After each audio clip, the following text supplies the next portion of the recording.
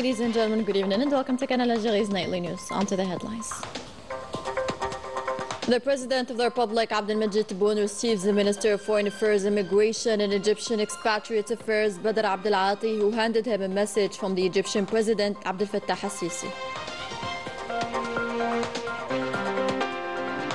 Algerian-Egyptian cooperation. A new memorandum of understanding is signed between Sonalgas and the Egyptian company Aswadi Electric. The Malian junta, rejected by the people, is plunging the country into absolute chaos and is denounced for violating basic citizens' rights. And the diplomatic crisis between Algiers and Paris provokes mixed reactions among the French political class.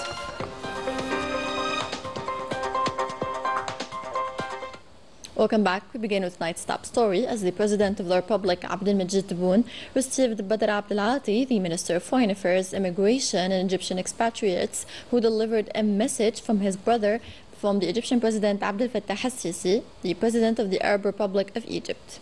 The meeting was attended by Boualem, the Principal Private Secretary to the Presidency of the Republic, Ahmed Attaf, the Minister of State, Minister of Foreign Affairs, the National Community Abroad and African Affairs, in addition to Algeria's permanent ambassador to Cairo, Algeria's ambassador to Cairo and its permanent representative to the Arab League, Soufiane Barrah. Here's what the Egyptian Foreign Minister had to say. اليوم بلقاء فخامة الرئيس عبد المجيد تبون. I had the honor to meet the President of the Republic, Abdelmajid Tebboune. I conveyed to him the greetings of President Abdel Fattah al-Sisi. I handed to him a written message expressing the esteem and consideration we have to President Tebboune during his visit to Egypt last October, and important discussions he had with President Sisi, which denoted the brotherly aspect of the deep Algerian-Egyptian relations binding the two peoples. We have convergent point of view regarding set of files to establish peace, security in the region, given the latest development in the Arab world, the Middle East, Africa, and in the international arena. During my meeting with President Tebboune, we reiterated our will to develop these bilateral relations in several sectors, including investments, policy, trade, in addition to cooperation and solidarity. We reviewed the preparations for the upcoming meetings meant to upgrade cooperation, notably the holding of the High Joint Commission to be chaired by the two countries' prime ministers in Cairo during this year. We reviewed as well the development projects pursuant to the two presidents' guidelines. The Egyptian Foreign Minister hailed Algeria's position on the Palestinian issue, among the many stances of the country in favor of Arab causes. فخامة الرئيس تبون علما بكل آخر الجهود. I updated President Abdelmajid Tebboune of the latest efforts made by Egypt in coordination with Qatar and the United States to end the unfair and aggressive war on Palestinians in Gaza and alleviate their suffering. The efforts aim at reviving the ceasefire agreements concluded on June the 19th to save lives and ensure the arrival of humanitarian and medical aid to Gaza. The current Arab and Muslim efforts were also reviewed. I held Algiers' position and support. We tackled the rebuilding of Gaza. This plan was adopted during the last emergency Arab summit held in Cairo and approved by the ministerial meeting of the Islamic Conference Organization hosted by Jeddah in Saudi Arabia. I informed the President of Egypt's intent to hold the international meeting to implement the Arab and Muslim rebuilding plan that consolidates the attachment of Palestinians to their land. I followed with interest the President's guidelines. I conveyed to him our support for Algeria's efforts and those of the President as the sole Arab member within the Security Council. I congratulated Algeria for being elected member at the Peace and Security Council of the African Union. Additionally, the Egyptian Foreign Minister expressed Egypt's readiness to deploy all efforts to promote economic and trade relations. I expressed to President Tebboune President Sisi's guidelines and Egypt's full readiness to promote cooperation, in addition to economic and trade relations between both brotherly countries, and to deploy the efforts of Egyptian enterprises to contribute to the development process led by President Abdelmajid Tebboune in his second term. We also discussed the importance of consultation and bilateral cooperation with Algeria on the Arab and regional issues, given that the Arab nation's security is indivisible. Arab solidarity is required to protect it, especially in light of the dangerous current challenges facing the Arab world, as well as the necessity of strengthening the concept of the nation-state in the Arab world, along with the national institutions to fulfill the ambitions of the Arab peoples and to activate the joint Arab and African action mechanisms. Lastly, I reiterated my gratitude and appreciation to President Tebboune and the brotherly Algerian people for the hospitality and warm welcome. We wish that the Algerian people and the wise Algerian leadership further prosperity and security and stability under the wise leadership of President Tebboune. The Minister of Foreign Affairs, Immigration and Egyptian Expatriate Affairs visit was characterized with meetings with several Algerian ministers. He was received by the Foreign Minister Ahmed Attaf, where both parties discussed issues of common interest. He also met with the Minister of State of Energy, Mines and Renewable Energies, Mohamed Arqab, where both parties supervised the signing of a memorandum of understanding between Sonal Gas and the Egyptian company Sawadi Electric.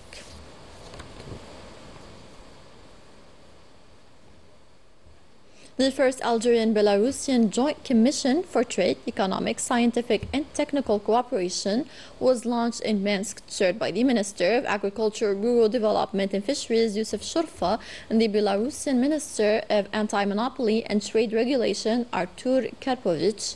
Shurfa emphasized that the two countries desire to develop fruitful, diverse and mutually beneficial cooperation must be crowned by the implementation of concrete projects that leverage their potential and exploit their complementarities between Algeria and Belarus to address common economic challenges. He reiterated Algeria's readiness to strengthen bilateral cooperation in several vital sectors, highlighting the prospects for livestock production, particularly dairy cattle, dairy production, fertilizers, and agricultural equipment. Shurfa also emphasized that the minutes of the session will serve as an ambitious roadmap for activating the two countries' will by implementing concrete cooperation and partnership projects that serve their common interests. On behalf of the President of the Republic, Abdelmajid Tebboune, the Secretary of State to the Foreign Affairs Minister in charge of the community abroad, Sofiane Shaib, signed the condolences book at the headquarters of the Malaysian Embassy in Algiers, following the death of the former Malaysian Premier Abdullah Ahmed Badiwi.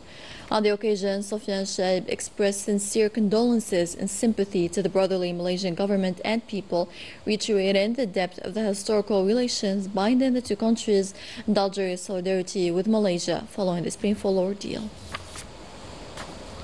In Iran, the Minister of Communication announced that new journalism regulations, including a special status to ensure fair working conditions, have been finalized.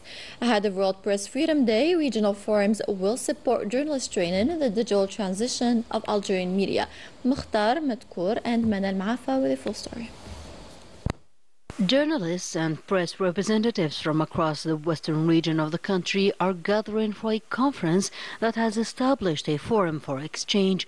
The event served as a space to reflect on the future of the media sector, critically examine current practices, and reinforce the connection between the press and public institutions. استنجد هنا بما قاله رئيس الجمهورية السيد عبد المجيد تبون. As President Abdelmajid Tebboune expressed his support and respect for the press, we have decided to reach out to the media professionals with a clear message. While others call for a broad national front, we in the media represent a focused structure that contributes to this larger effort. مصغرة تتبع أبنية أخرى مكبرة. The workshops covered key issues such as journalism's current challenges, adapting to new technologies and modernizing institutional communication, highlighting the need to balance innovation with professional responsibility. This meeting is a great opportunity for media professionals, especially the new generation, who are skilled with modern communication tools and capable of driving innovation.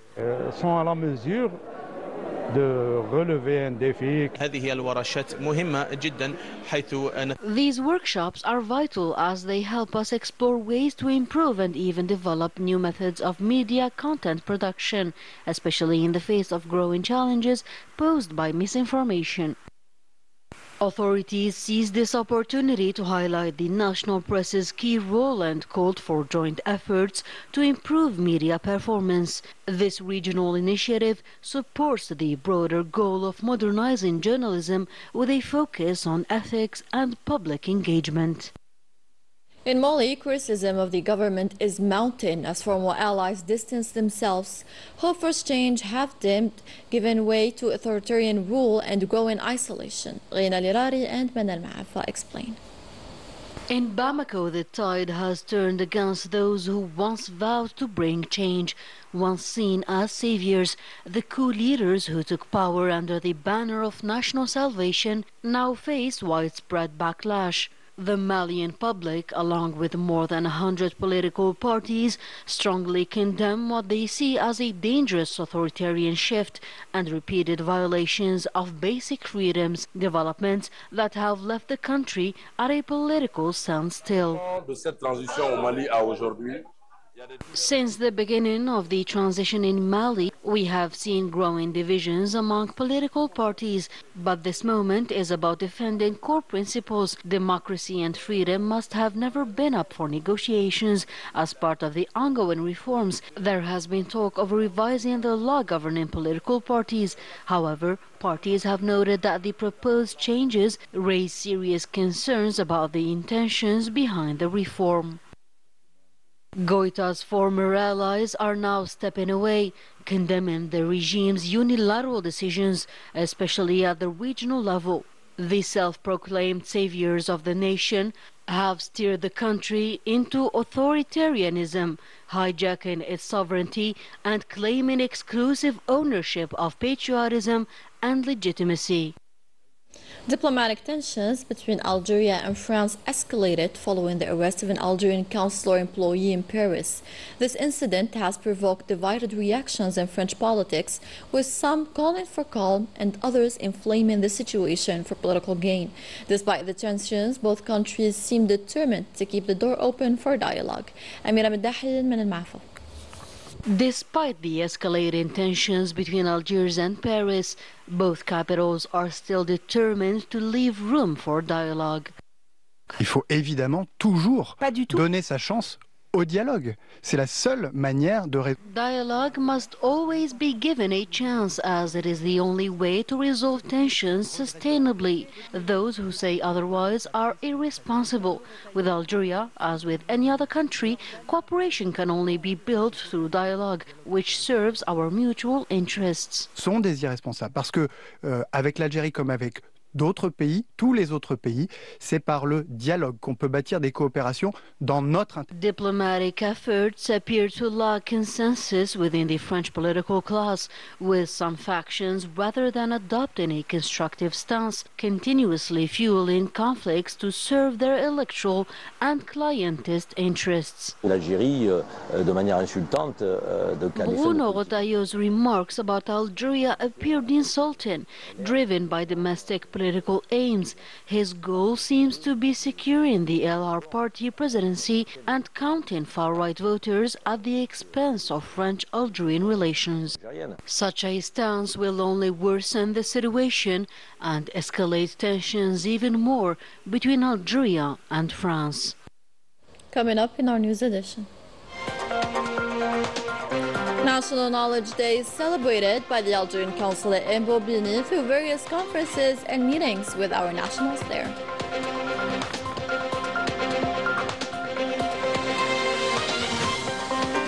As we've just mentioned, at the Algerian consulate in Bobigny, the Secretary of State for the National Community Abroad marked Knowledge Day, honoring Sheikh Abdelhamid bin Badis and stressing education's role in Algeria's future. He reaffirmed the government's commitment to strengthening ties with the diaspora and advancing national development. Report by our correspondent in France, Afaf Blouchet, taken up by Minister Lila Balaman.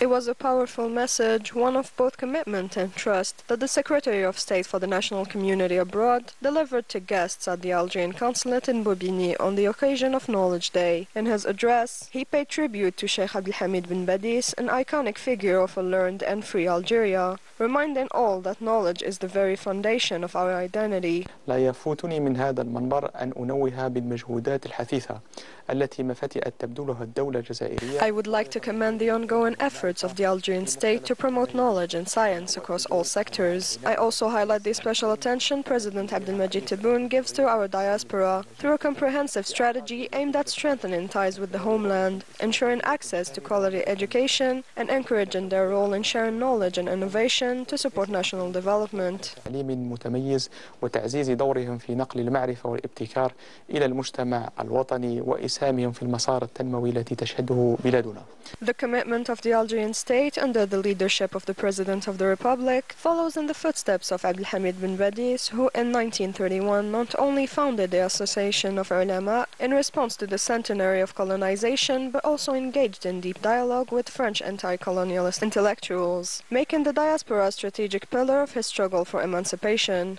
جاء إلى فرنسا سنة 1936. In 1936, Sheikh Abdelhamid bin Badis traveled to France for the Islamic Congress, where he joined the Cultural Association of Leftist Writers. He exchanged letters with André Marlot and established a branch of the Association of Muslim Scholars, appointing Sheikh Al-Fodel Nouratilani as its head. Later, in 1952, Yahyaoui Abdellaoui sent a letter to the French Ministry of Education urging the inclusion of Arabic as an official language in schools rather than it remaining merely a spoken dialect among immigrants. This very spirit guided the speakers in the discussions throughout the day at the Algerian consulate in Bobigny.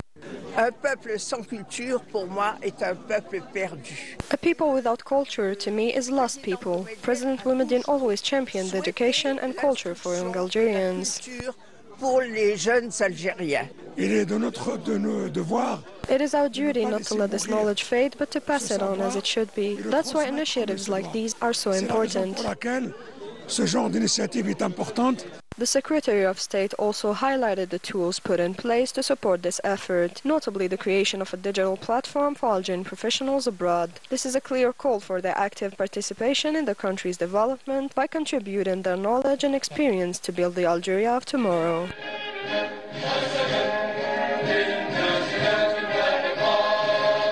As Palestinians mark Prisoners' Day, nearly 9,900 remain jailed under harsh conditions.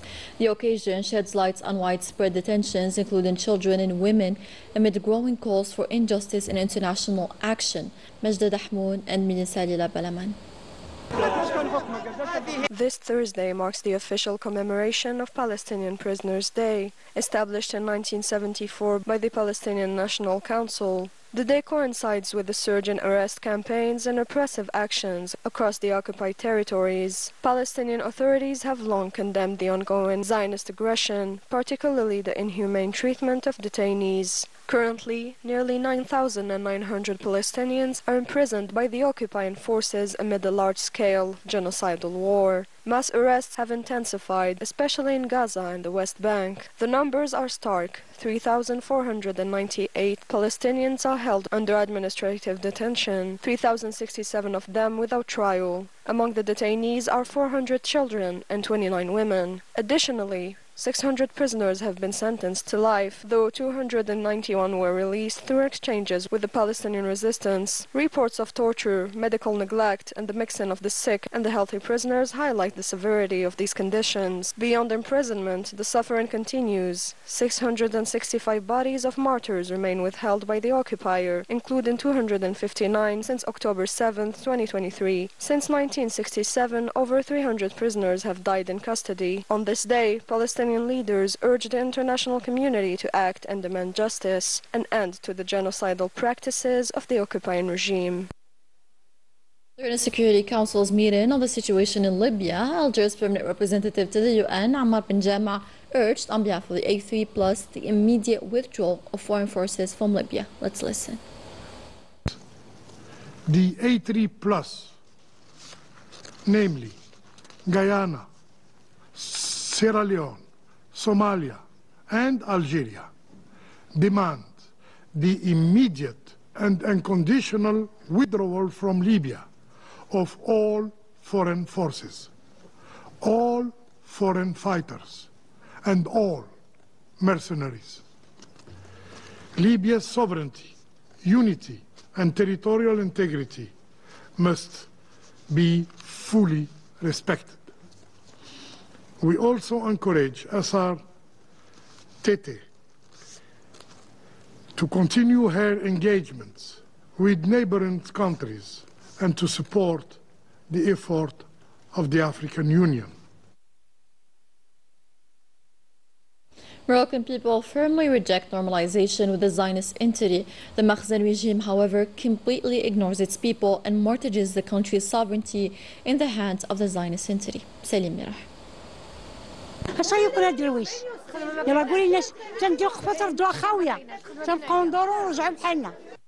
She's one of many Moroccan citizens seriously hit by the social injustice.